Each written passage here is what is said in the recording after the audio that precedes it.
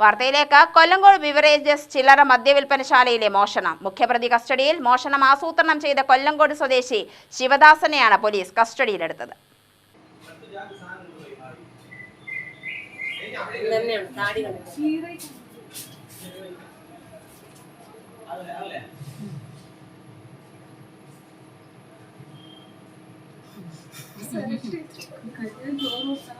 ശനിയാഴ്ച കസ്റ്റഡിയിലെടുത്ത മറ്റൊരു പ്രതിയുടെ അറസ്റ്റ് രേഖപ്പെടുത്തി.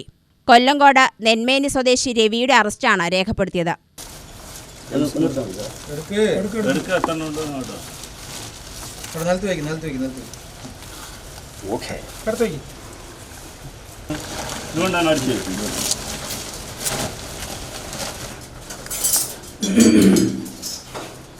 കസ്റ്റഡിയിലെടുക്കുമ്പോൾ അമിതമായി മദ്യപിച്ചതിനാൽ പരസ്പര വിരുദ്ധമായാണ് രവി സംസാരിക്കുന്നതെന്ന് പോലീസ് പറഞ്ഞു.